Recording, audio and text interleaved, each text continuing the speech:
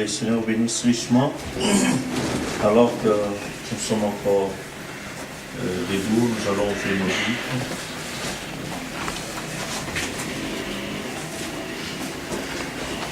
Nous prenons dans 2 Corinthiens.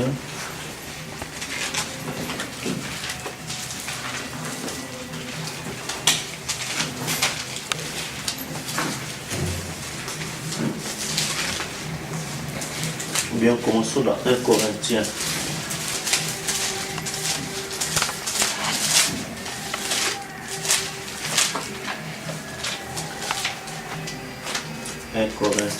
Nous prenons à partir du chapitre 6.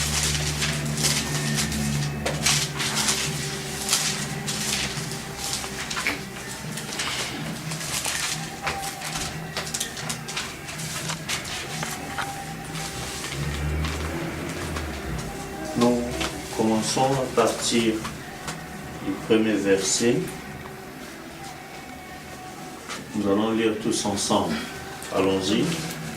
Quelqu'un de vous, lorsqu'il a un différend avec un autre, ose-t-il plaider devant les justes et non devant les saints? Ne savez-vous pas que les saints jugeront le monde? Et si c'est par vous que le monde est jugé, êtes-vous indigne de rendre témoin du jugement? Ne savez-vous pas que nous jugerons les anges? Et nous ne jugerons pas plus fort que les choses de cette vie. Si quand donc vous avez des différentes des choses de cette vie, ce sont des gens dont l'Église ne fait aucun cas que vous prenez pour juge. Je dis à votre honte, ainsi il n'y a parmi vous que l'un seul homme sage qui puisse prononcer en ses frères. Mais un frère plaît contre un frère, et cela devant les infidèles. C'est déjà certain défaut chez vous que d'avoir des procès vers les autres. Pourquoi ne souffrez-vous pas plutôt que injustice? Pourquoi ne vous laissez-vous pas plutôt dépouiller? Mais c'est que vous commettez l'injustice et qu'il dépouille. Et c'est envers des frères que vous exercez de la sorte. Ne savez-vous pas que les injustes n'hériteront point le royaume de Dieu? Ne vous y trompez pas, ni les débauchés, ni les idolâtres, ni les adultères, ni les infidèles, ni les homosexuels, ni les voleurs, ni les cupides, ni les ivrognes, ni les outrageux, ni les ravisseurs n'hériteront le royaume de Dieu. Et c'est là que vous étiez quelques-uns de vous, mais vous avez été lavés par un mais vous avez été sanctifiés, mais vous avez été justifiés au nom du Seigneur Jésus-Christ et par l'Esprit de notre Dieu. Tout m'est permis, mais ne m'est pas permis. Tout m'est permis, mais je ne sais pas. Les allemands sont et au ventre mais le corps n'est pas pour la publicité. Il est pour le Seigneur et le Seigneur pour le corps. Et Dieu a ressuscité le Seigneur, nous assistons aussi par sa puissance. Ne savez-vous pas que vos corps sont les membres de Christ? Prendrais-je donc les membres de Christ pour en faire les membres d'une prostituée? Loin de là, ne savez-vous pas que celui qui s'attache à la prostituée est un seul corps avec elle? Car est-il dit, les deux deviendront une seule chair. Mais celui qui s'attache au Seigneur avec lui un seul esprit, fuyez la débauche. Quelque autre péché qu'un homme commette, ce péché est hors du corps. Mais celui qui se livre à la débauche pêche contre son propre corps. Ne savez-vous pas que votre corps est le temple du Saint-Esprit qui est en vous, que vous avez reçu de Dieu, et que vous ne vous appartenez point à vous-même, car vous avez été rachetés à un prix. Glorifiez donc dans votre corps et dans votre esprit qui appartiennent à Dieu. Alors nous prenons aussi dans 1 Corinthiens chapitre 9.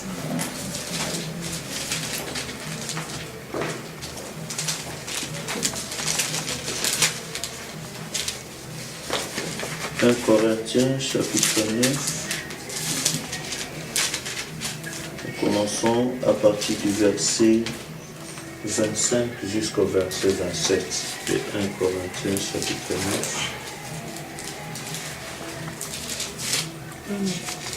9. Tous ceux qui combattent s'imposent toute espèce d'abstinence et ils le font pour obtenir une couronne corruptible.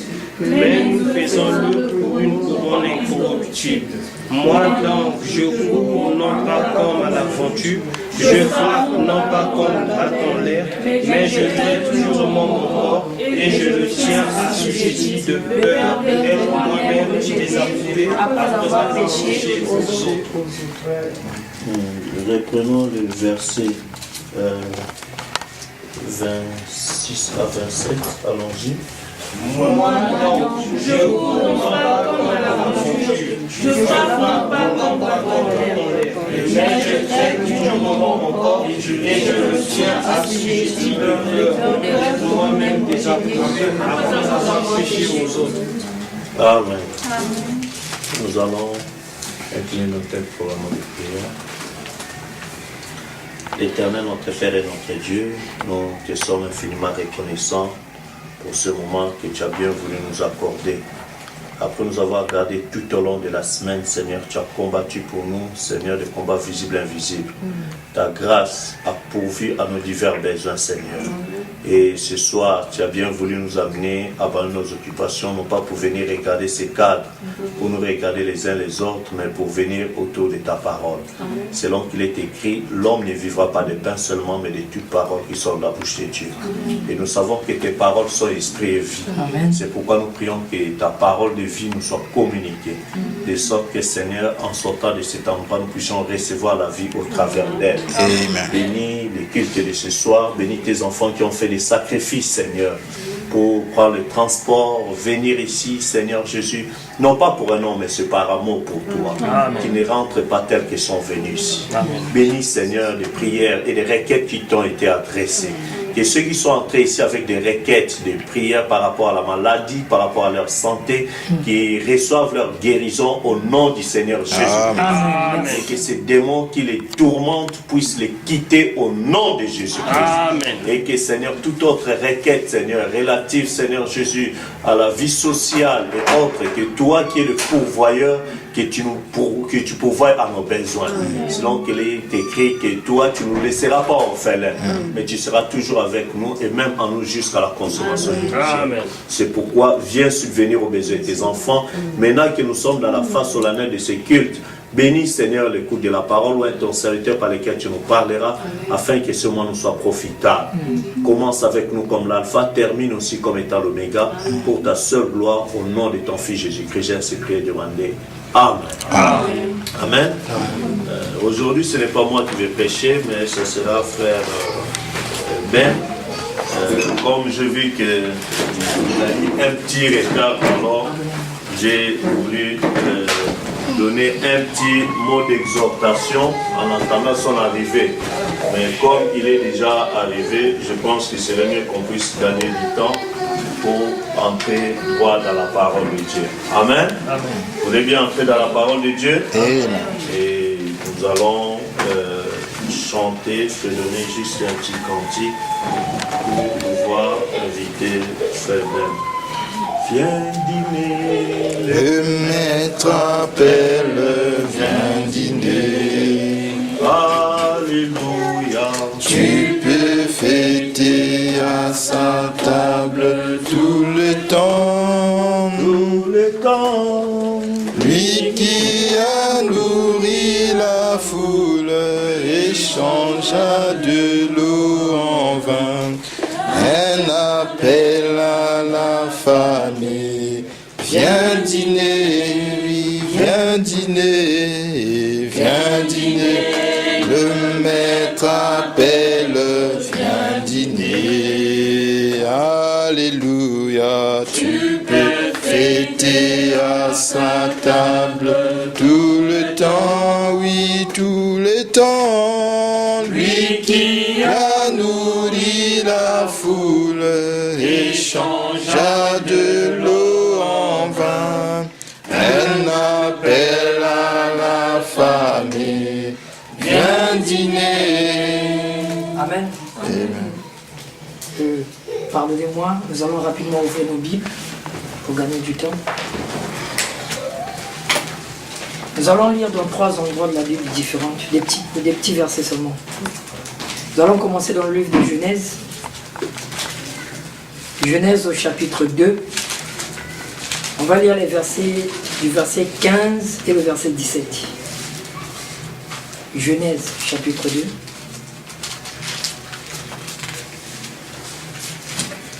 Du verset 15 au verset 17. Vous y êtes? Amen. Lisons tous ensemble au nom du Seigneur Jésus. L'Éternel le prit l'homme et le plaça dans le jardin d'Éden pour le cultiver et pour le garder. L'Éternel Dieu donna cet ordre à l'homme: tu pourras manger de tous les arbres du jardin, mais tu ne mangeras pas de l'arbre de la connaissance du bien et du mal, car le jour où tu en mangeras, tu mourras. Amen. Amen. On va lire encore dans le livre de Jean 6. On va lire seulement les versets 54, le verset 54. Jean au chapitre 6, le verset 54. Vous y êtes? Lisons tous au nom du Seigneur. Celui qui mange ma chair et qui boit mon sang a la vie éternelle, et je le ressusciterai le dernier jour. Amen. Et nous allons terminer dans Apocalypse 22. Nous allons lire les versets 13 jusqu'au verset 14, les 2 versets. Apocalypse, chapitre 22, le verset 13 et le verset 14. Vous y êtes? Lisons tous au nom du Seigneur. Je suis l'alpha et l'oméga, le premier et le dernier, le commencement et la fin. Heureux celui qui lave leur robe afin d'avoir droit à l'arbre de vie et d'entrer par les portes de la vie. Amen. Nous allons dire un mot de prière. Dieu Tout-Puissant, notre Père Céleste, merci encore Seigneur pour cette occasion que tu nous donnes ce soir. Je viens te demander pardon Seigneur pour mon retard. Oh Père, s'il te plaît, pardonne-moi. Mais si tu as permis que j'y arrive malgré mon retard, et que par ta grâce que je sois de ce côté-ci de la chair, parce que tu as voulu que je parle de ce petit message. Seigneur, je t'en supplie, écarte-moi simplement. Viens et parle par le temps, afin que tes enfants ici réunis, Seigneur, sortent d'ici avec quelque chose de plus. Seigneur, les requêtes qui ont été faites en ce lieu, je te prie de les exaucer au nom de Jésus-Christ. Car quand tu descends, Seigneur, tu ne fais pas les choses en moitié. Tu viens nous apporter la parole, mais tu viens nous apporter aussi l'exaucement. Tu viens nous apporter le pardon de péché, tu viens nous accorder aussi le Saint-Esprit. Accorde tout cela pour la seule gloire de ton Saint. Bénis, ô Père bien-aimé, le contexte dans lequel nous allons parler, afin que de cela sorte, Seigneur, le pourquoi tu nous as rassemblés ce soir. S'il te plaît, Seigneur, fais-le pour la seule gloire de ton Saint. Au nom de Jésus-Christ, j'ai ainsi prié et demandé. Amen. Amen. Amen. Amen. Vous pouvez vous asseoir.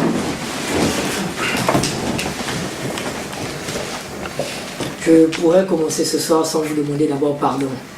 Amen. Pardonnez-moi vraiment, je ne regardais même plus le temps. Je ne savais plus quelle heure était-il quand j'ai guetté. J'ai regardé dans ma montre. Il était déjà 17h30. Alors j'ai essayé de courir du mieux que j'ai pu. Pardonnez-moi vraiment. Amen. Amen. Et pasteur, je vous prie de nous pardonner.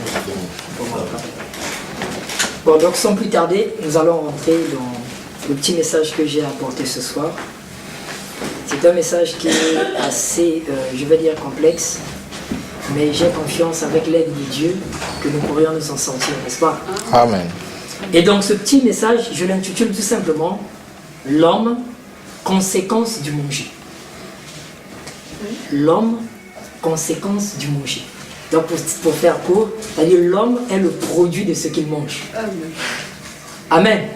Vous comprenez le contexte? L'homme, conséquence du manger. Donc il est le produit de ce qu'il mange. D'accord? Amen. Alors sans plus tarder, je rentre là-dedans. Et vraiment que Dieu m'aide afin que vous aussi qui percevez cela, que vous puissiez recevoir ça exactement comme il nous l'a donné. Amen. Amen. Vous verrez que ça va certainement vous bénir. Amen. Et donc, l'homme, conséquence du manger. Alors, comme vous avez vu tout à l'heure, nous avons commencé à lire dans le livre de la Genèse. Nous avons lu au commencement de la Bible. Nous avons lu au milieu de la Bible. Et nous avons lu à la fin de la Bible. Amen. Amen. Et déjà, si vous avez déjà pu remarquer, la Bible s'ouvre sur le manger. Amen. Amen. La Bible parle du manger en plein milieu. On a lu Jésus qui a dit si vous ne mangez ma chair, vous n'êtes pas digne de moi. Et la Bible se renferme sur le manger. Il dit à la fin, celui qui persévéra, je lui donnerai droit à l'arbre de vie. C'est-à-dire qu'il pourrait en manger les fruits. Amen. Amen. Est-ce que jusque-là nous sommes d'accord? Amen. Donc la Bible en elle-même parle un peu du manger.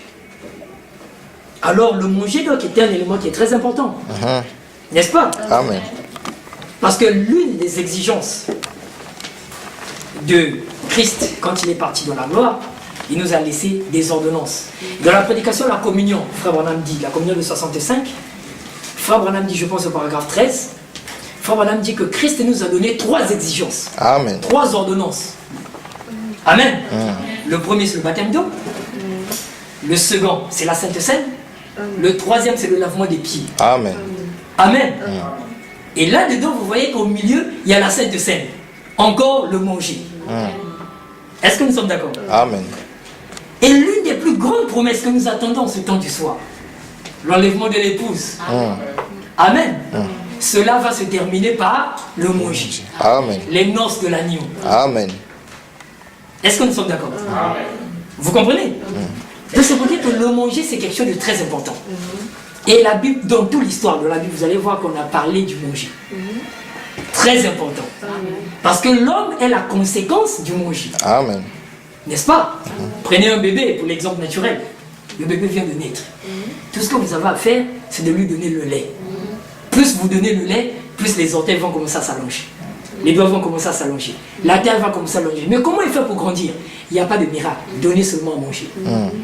Dans ce lait que vous lui donnez, il y a tout ce qu'il lui faut pour qu'il puisse croître. Amen. Vous n'avez pas d'effort à faire. Tout ce que vous avez à faire, c'est donner lui à manger.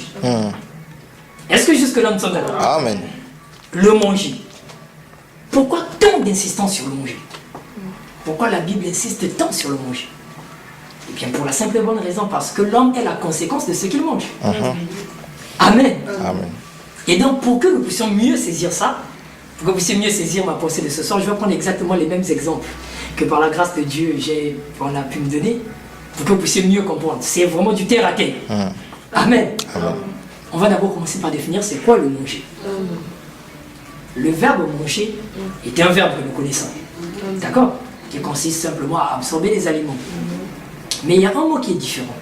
C'est le manger. Parce que le manger est encore appelé l'art du manger. Amen. Les scientifiques et ceux qui font gastronomie appellent ça de l'art. Parce que ça doit respecter un certain nombre de principes. Pour que vous puissiez bien manger. Amen. En fait, l'art du manger, c'est ce qu'on appelle encore bien manger. Et pour bien manger, vous êtes des femmes, vous connaissez, il y a des étapes qu'on doit respecter. Il y a des principes qu'on doit respecter pour réunir une bonne digestion. Parce que l'objectif du manger, c'est la digestion, n'est-ce pas? C'est pour que le corps puisse avoir toutes les ressources nécessaires pour que nous ayons la vie. Amen. Amen. Et donc cet art-là respecte un certain nombre de principes pour bien manger. Je ne parle pas seulement du manger. C'est pour ça que le manger est différent du verbe manger. Manger, c'est simplement pour tout ce que tu peux mettre dans la bouche, mâcher et puis avaler. Mais le manger, c'est un art. D'accord? Et cet art respecte donc 3 parties que les sœurs connaissent très bien. Vous avez les entrées, le plat de résistance et la sortie, n'est-ce pas? Amen. Et après cela, les scientifiques disent, pour que vous puissiez bien assimiler ce que vous avez mangé, vous devez faire une sieste. Amen. Et tout ça, c'est ce qui renforme ce qu'on appelle l'art du bien-être. C'est-à-dire de bien manger. Tu manges correctement. Après, tu dois donner à ton organisme le temps d'assimiler ce qu'il venait de prendre. Amen. Donc, tu fais une petite sieste comme ça, une demi-heure, quelques minutes. Peu importe. D'accord? Et quand tous ces éléments-là sont mis en place, alors là, tu viens de réaliser une bonne digestion. Une très bonne digestion. Et quand tu le fais correctement, tu n'auras pas de problème de constipation et tout le reste. Amen. Tout ça, c'est très important. Vous comprenez? Amen. Ça, c'était d'abord pour peindre le décor sur le manger. Pour que nous puissions nous comprendre, n'est-ce pas? Amen.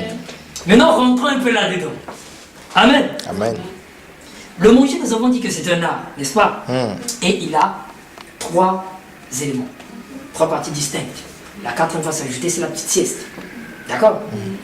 Et si nous venons de la Bible, pour la petite étude que j'ai pu faire, j'ai pu recenser comme ça de la Bible 3 expressions du manger.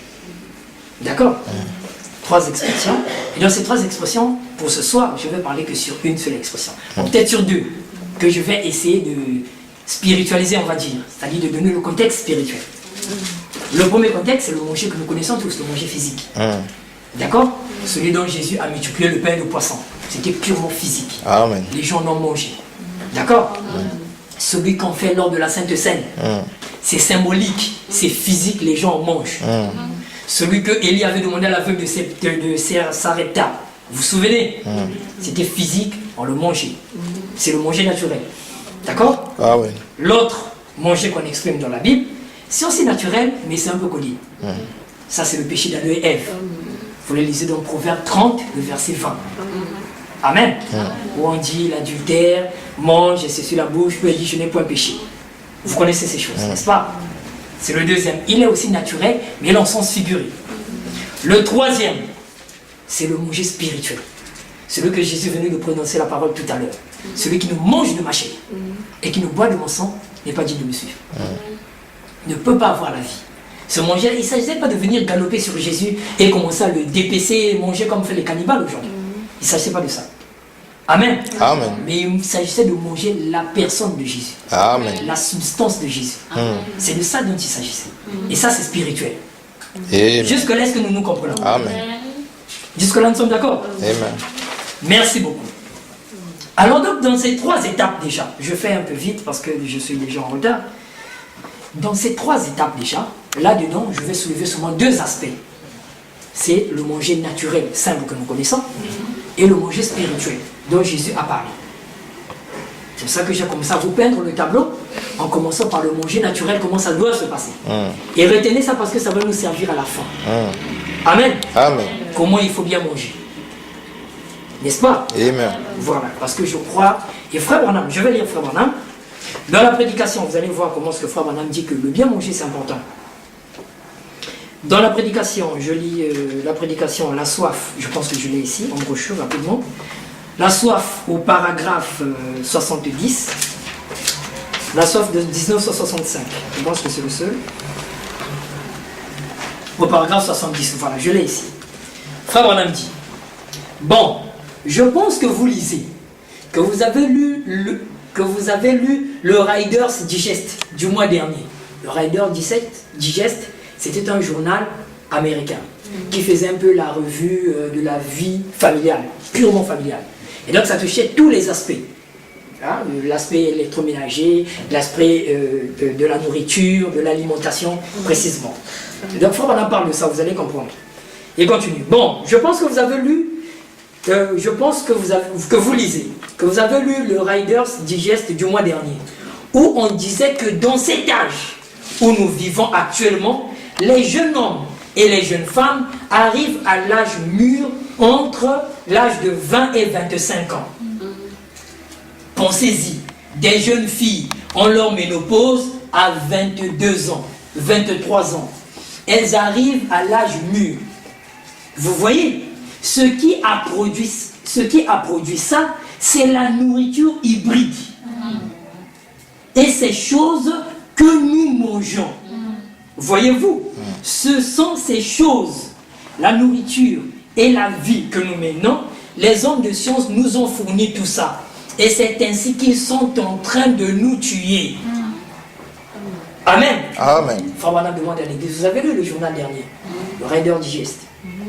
On disait là-bas que non, les jeunes filles ont maintenant la ménopause entre 22 ans et 23 ans. Mais tout ça, c'est dû à quoi? On a dit c'est à cause de la nourriture que nous mangeons. Et à cause de la vie que nous menons, on est par là le péché. D'accord? Il dit c'est à cause de ça. Mais il ne s'arrête pas là. Il parle encore de la prédication de la puissance de transformation. Prêché aussi en 65. Je vais lire seulement un seul paragraphe là-dedans aussi. La puissance de transformation.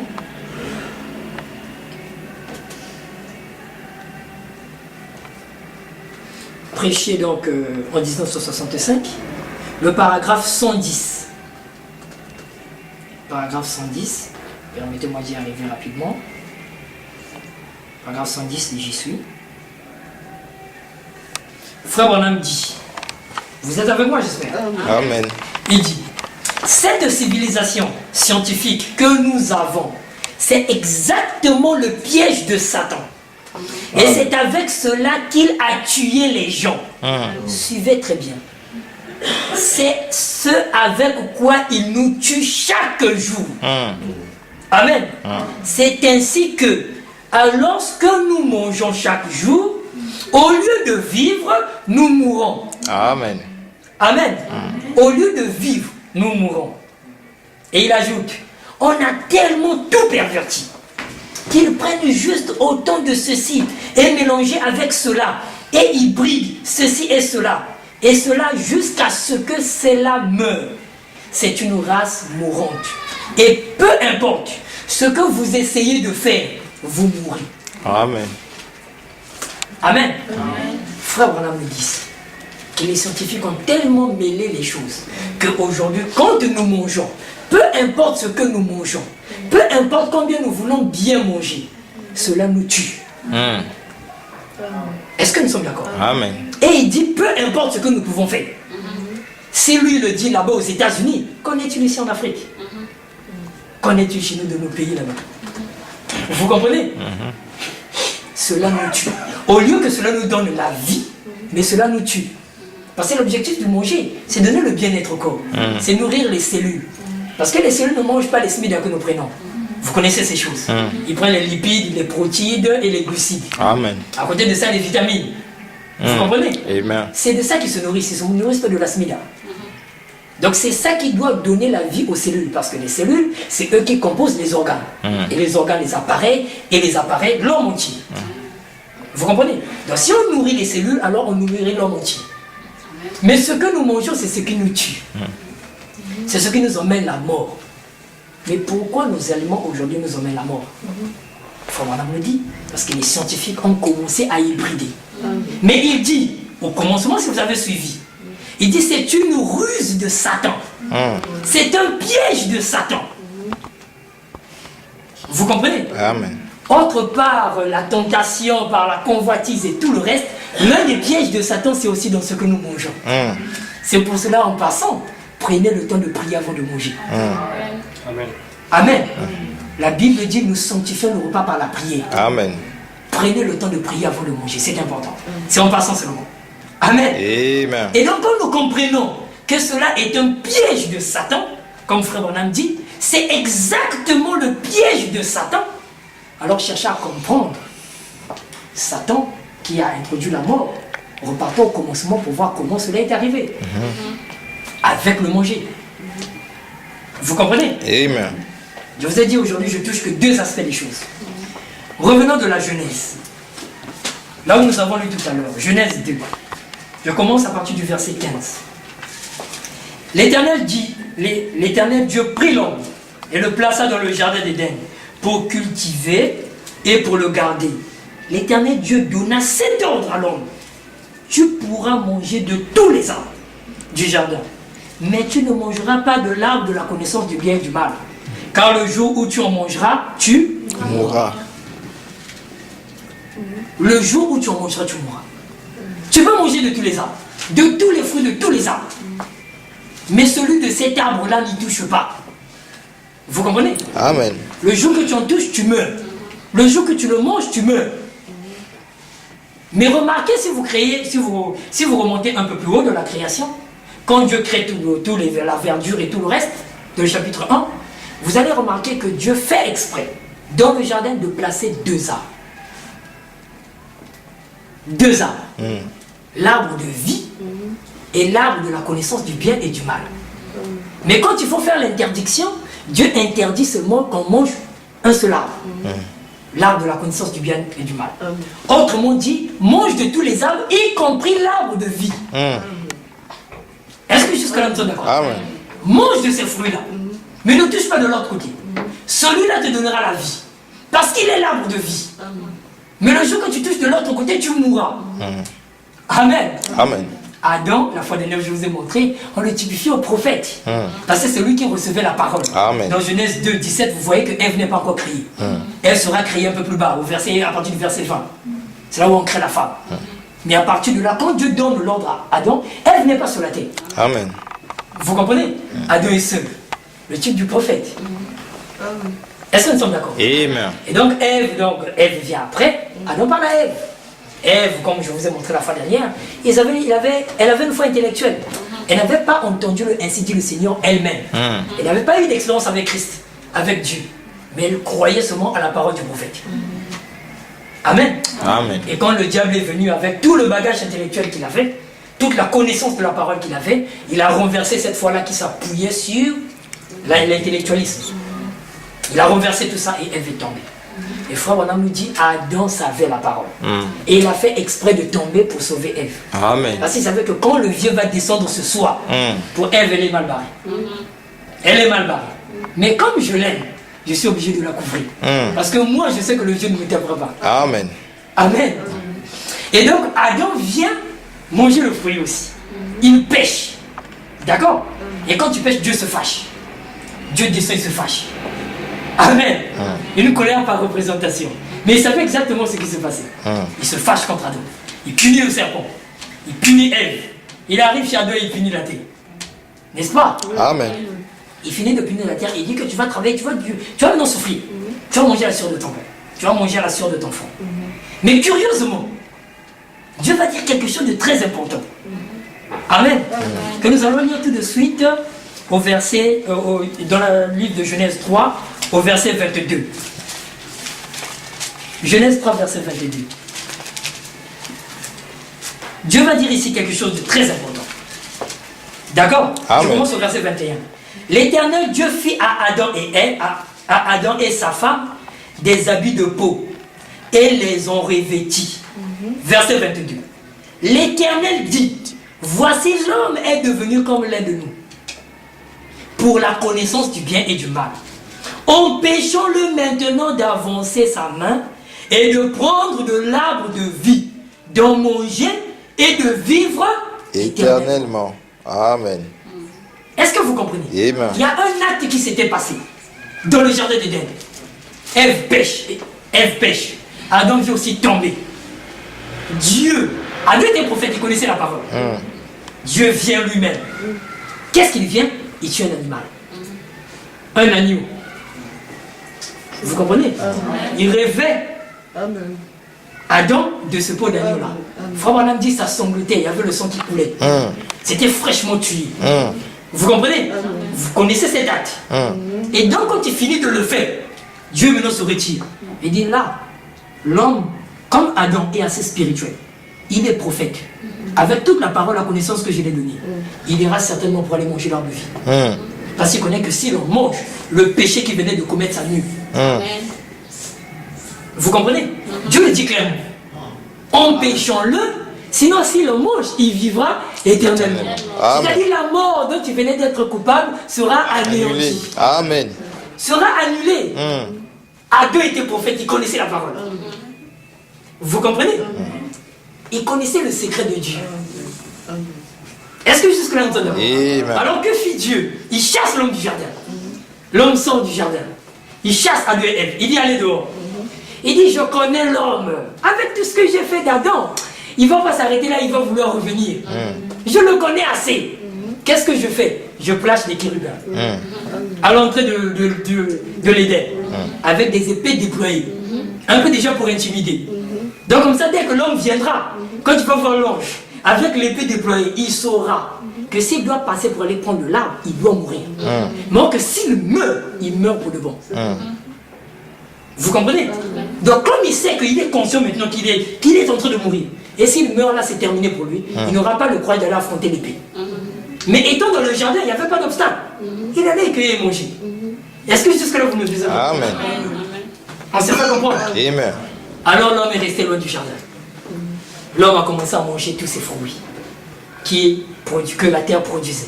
Cette terre maudite a commencé à produire des fruits. Alors frère Branham aussi dit quelque part, tout ce que nous mangeons, à l'issue il y a une mort quelque part. Il dit même, vous allez dire que je suis végétarien. Mais le fruit que tu manges, la plante que tu manges, on était obligé de le tuer. Amen. Que toi tu vives. C'est cela. Tout est parti de là. Est-ce que jusque-là nous sommes d'accord? Alors on a commencé à voyager dans la nuit des temps. On a commencé à voyager avec les prophètes. Moïse est venu. Élie est venu. Eux tous mangeaient de la même nourriture. C'est pour cela, peu importe ce qu'ils pouvaient faire, ils étaient en train de mourir. Amen. Parce qu'il n'y a qu'une seule substance qui pouvait donner la vie éternelle. C'était l'arbre de vie. Il n'y avait que ça. Est-ce que nous sommes d'accord? Amen. Ils ont tout fait. Ils ont prophétisé. Ils ont dit tout ce qu'ils pouvaient, démontrer, bloquer le ciel, faire tout ce qu'ils voulaient. À la fin de la course, ils étaient dans la tombe. Parce qu'ils n'avaient pas goûté de cet arbre-là. Amen. Amen. Est-ce que jusque-là vous me suivez? Amen. Mais viendra alors des prophètes, comme Moïse, Esaïe et tout le reste, qui vont commencer à parler d'un homme qui doit venir pour nous ramener en Éden. Ils ont commencé à prophétiser sur lui. Tout les Ésaïe 53 d'abord l'en parle. Ils ont commencé à parler de lui. Parler de lui. D'accord? Alors nous arrivons en plein milieu du livre. Croyez-vous que la venue de Jésus est le milieu de la Bible? Amen. C'est le centre de la Bible. Frère Branham dit, toute la Bible ne parle que de lui. C'est lui le centre. Vous comprenez? C'est lui toute chose. Et donc quand il arrive sur la terre au milieu de la Bible, il se présente devant les saints. Il connaissait la question. Un ambassadeur envoyé de Dieu pour un travail spécial. Ramener l'homme en Éden. Vous comprenez? Il se tient devant la foule. Il dit, celui qui ne mange pas de mâché, qui ne boit pas de mensonge, n'est pas dit.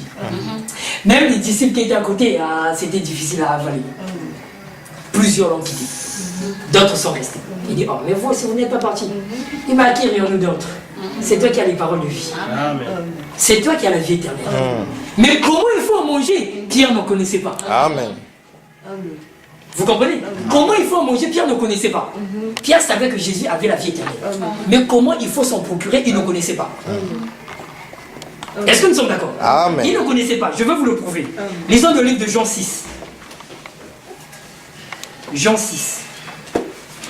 Nous sommes déjà au milieu, n'est-ce pas? Amen. Nous allons vers la fin.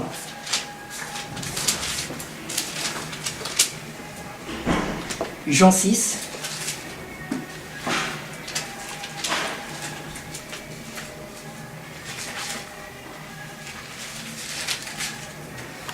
Il commence d'abord, lisons d'abord au verset 22, là où il parle.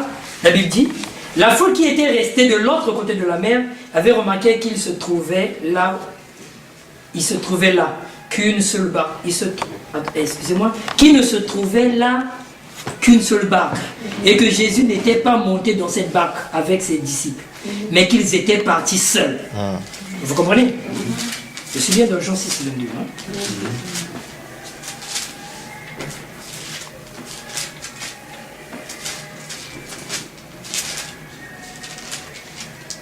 Voilà. Donc Jean 6, 22, voilà, on continue. Donc le lendemain, comme d'autres barques étaient arrivées de Tibériade, après, près du lieu où il avait mangé le pain, après que le Seigneur eut rendu grâce, les gens de la foule, ayant vu que ni Jésus ni ses disciples n'étaient là, montèrent eux dans ces barques et allèrent à Capernaum. Là, et à Capernaum, à la recherche de Jésus. Et l'ayant trouvé au-delà de la mer, il lui dit, Rabbi, qu'en est-il?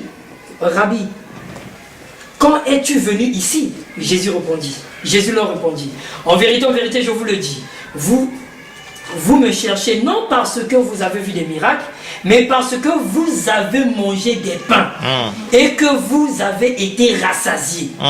Il continue, au verset 27. Travaillez non pour la nourriture qui périt, mais pour la substance, mais pour celle qui subsiste pour la vie éternelle. Amen.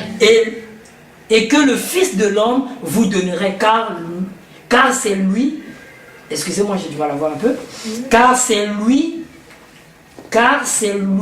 que le Père, que Dieu a marqué de son sceau. C'est bien ça, j'espère. C'est en rouge, j'ai un peu du mal à lire avec la lumière. Amen. Et donc au verset 32, Jésus dit, en vérité, je vous le dis, Moïse ne vous a pas donné le pain du ciel. Mais mon Père vous le donne, le vrai pain du ciel. Amen. Car le pain de Dieu, c'est celui qui descend du ciel et qui donne la vie au monde. Amen. Arrêtons-nous un instant. Jésus dit, car Moïse ne vous a pas donné le pain du ciel. Mais là maintenant, Dieu vous donne le pain du ciel. Comment ça? Nous savons qu'au temps de Moïse, le peuple a mangé la manne.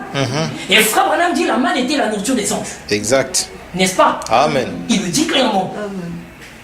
Mais comment Jésus peut nous dire encore que Moïse ne nous a pas donné le pain du ciel? Puisque ça revenait du ciel. C'était même la nourriture des anges. Amen. Amen. Vous comprenez?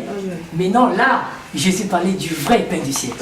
Parce qu'il a dit, ceux qui ont mangé la manne dans le désert, ils sont tous morts. Ça veut dire que même ce pain-là qu'ils mangeaient n'était pas compatible à eux. Amen. Vous comprenez? Ça leur donnait de la résistance physique, mais ça ne pouvait pas leur donner la vie. Exactement. Parce que ce n'était pas compatible. Ce qui était compatible à eux, c'est ce qui était dans le jardin d'Éden. Amen. Vous comprenez? Amen. Et Jésus était conscient de ça. Est-ce que jusque-là on est d'accord? Exact. Il était vraiment conscient de ça. Et il savait ce qu'il faisait. C'est pour cela qu'il va dire. Donc, il va dire, je pense, nous sommes dans le livre de Jean. Attendez, je vais chercher ça rapidement. Bon, je peux le dire pour vous. Il va dire, il est avantageux pour vous que je m'en aille. Voilà, dans Jean 16, lisons ça, pardon, s'il vous plaît. Jean 16, le verset 7. Lisons ça, s'il vous plaît. Ça va permettre que je place les choses correctement.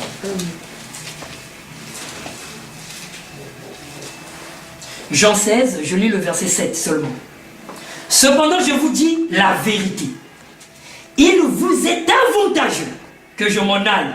Car si je m'en vais pas, le consolateur ne viendra pas vers vous. Mais si je m'en vais, je vous l'enverrai. Et quand il sera venu, il vous convaincra. Il convaincra le monde en ce qui concerne le péché et la justice et le jugement. Amen. Vous comprenez? Si vous remontez seulement dans Jean 5 un peu plus haut, quelque part avant, Jésus le dit. Dans Jean, je pense que j'ai... Voilà, au verset 26, dans l'avant-dernier verset de Jean 15, excusez-moi, il dit, quand sera venu le consolateur, que je vous enverrai de la part du Père, l'Esprit de vérité, qui vient du Père, il rendra témoignage de moi. Il dit aux disciples d'abord, qu'il est avantageux pour vous, que moi je m'en aille. Parce que je me rends compte que dans plein de choses que je vous raconte, vous avez parfois du mal à me saisir. Mais je dois m'en aller. Je dois vous enverrer le consolateur. L'esprit de vérité. Quelque part, il dit, il vous convaincra, il vous conduira dans toute la vérité. Et il vous montrera même certaines choses que vous ne comprenez pas maintenant. Il vous le montrera. Pourquoi il devrait s'en aller? Je vous fais perdre avant le tabac. Jésus savait ce qui s'était passé en Éden. Il a dit, le Père m'aime parce que j'ai le pouvoir de donner ma vie et j'ai le pouvoir de la reprendre. Amen. Est-ce que vous comprenez? Quand il se retrouve devant Ponce Pilate, Pilate dit, mais ne sais-tu pas que ton sort est sur ma main? Il dit, en réalité, tu n'as aucun pouvoir. Si cela n'a été donné par mon Père. Il fait un peu d'abord la différence entre lui et le Père. Il dit, en réalité, tu n'as aucun pouvoir sur moi. Sauf si cela ne t'a été donné par mon Père. Est-ce que vous comprenez? Et donc il dit aux disciples, le Père même, parce que moi j'ai le pouvoir de donner ma vie et de la reprendre. Donc il était déjà venu sur terre avec le pouvoir de donner sa vie et de le reprendre. Amen. Est-ce que jusque-là nous sommes d'accord? Alors voilà comment ce que ce Jésus-là va maintenant affronter les anges qui surveillaient l'entrée de l'Éden. Parce que la condition c'était la mort. Et toute personne qui devait passer par là devrait d'abord mourir. Passer sous le fil d'épée des chérubins. Jusque-là nous sommes d'accord. Amen. Jésus vient. Tout ça pourquoi? Pour aller chercher l'arbre de vie. Est-ce que nous sommes d'accord? Jésus vient. Les chérubins le frappent. Il meurt. Nous sommes à Golgotha. N'est-ce pas? Amen. Il meurt. Le sang coule. D'accord? Pendant que le sang coule, son corps reste là, mais son esprit passe de l'autre côté. Voilà Jésus qui va prendre d'abord l'arbre de vie. Il prend ça pour lui, dorénavant. Il récupère tous nos bien-aimés. Tous les apôtres qui n'avaient pas pu franchir cette ligne-là. Adam y compris. Il récupère tout le monde. Et il sort avec eux. Amen. Et quand il sort, le voici Jésus. Dans Matthieu 28, après sa résurrection, pendant qu'il est en train de monter au ciel, qui va faire une forte déclaration. qui dit maintenant, tout pouvoir m'a été donné. Amen. Avant ma mort, je n'avais pas tout ce pouvoir. J'étais venu qu'avec le pouvoir de donner ma vie et de la reprendre. Mais maintenant, tout pouvoir m'a été donné. Même le clé du séjour de mort. Pendant que j'étais sur la terre, Satan le détenait. Mais après ma mort, j'ai tout pris. Tout pouvoir. Le pouvoir dont je parlais que le Père détenait de Pilate, c'est moi qui l'ai maintenant. Amen. Dans le ciel, j'ai le pouvoir. Sur la terre, j'ai le pouvoir. Sous terre, j'ai le pouvoir. Il prend tout le pouvoir. Vous comprenez? Amen. Y compris avec lui l'arbre de vie. Parce que, souvenez-vous, il dit, je suis le pain de vie qui est descendu du ciel. Amen. Est-ce que nous sommes d'accord? Mais il dit, pour que l'homme puisse en manger, il ne peut pas en manger comme ça. C'est pas possible, parce que là, ça devient spirituel. C'est celui-là. Pour ça, qu'est-ce que je dois faire? Je dois me rendre en une version compatible, assimilable à l'homme. Alors, qu'est-ce que je dois faire? Il est avantageux pour vous que je m'en aille. Je vais d'abord. Après, maintenant, je vous en ferai la chose. Il monte au ciel. Amen. Amen. 10 jours après, il revient sous la forme du Saint-Esprit. Amen. Amen. Et ce Saint-Esprit-là, quand il vient, il est en format assimilable. La Bible nous dit, quand il est descendu, il s'est subdivisé en plusieurs morceaux. Amen. Comme en plusieurs pains. Et il est rentré dans tout un chacun. Le Jésus physique ne pouvait pas rentrer dans Pierre. Et finalement rentrer dans Pierre. Amen. Et c'est là où Pierre a compris. Il dit, ah, j'ai compris. Amen. J'ai maintenant compris. Amen. Donc quand tu nous disais que les titres Père, Fils, Saint-Esprit, en fait, c'était l'homme. Joël 2, c'était ça. Toutes ces choses-là, c'était ça. J'ai maintenant compris. Pourquoi? Parce que le consolateur était là. Amen. Amen. Il venait de manger ce pain de vie-là. C'est pour cela que Pierre ne pouvait plus jamais mourir. Amen. Pierre avait la vie éternelle. Amen. Quand il avait reçu le scellement, quand il a reçu le Saint-Esprit, il avait la vie éternelle. Amen. Et tous les autres. Amen. Ils ont reçu la chose. Et Dieu a été très content. Il dit, ah là j'ai fait la première phase de mon plan. Là c'est très bien. L'homme maintenant peut vivre éternellement.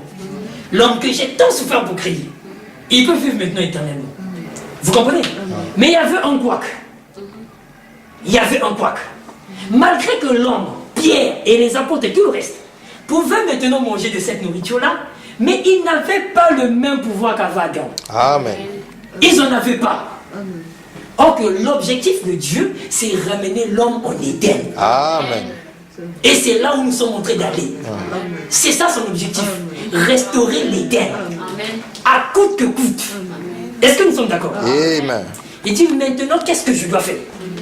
Non, je dois maintenant traiter avec l'homme de telle sorte que je l'emmène à la position d'Adam. J'ai déjà le titre de propriété, je l'ai pris. C'est avec moi. Mais ce n'est pas pour moi que je l'avais fait. Parce que moi, je suis le Tout-Puissant. Tout le pouvoir m'a été donné. Mais ça, j'avais fait ça exprès pour l'homme qui devait dominer sur la terre. Je dois le restituer à l'homme. Et comment il faut faire? Il faut traverser d'abord les âges de l'Église. Amen. Alors il a commencé. Premier âge. Pendant qu'il commence, le pauvre Satan là, ici attaque. Comme il a vu que le Saint-Esprit était donné. Il dit, ah, les hommes ont la chose. Je vais maintenant leur montrer. Il attaque le premier âge. Attaque le deuxième âge. Attaque le troisième âge. Attaque le quatrième âge. Vous avez ça dans les sceaux. Amen. Il a attaqué, sérieusement attaqué. Tué.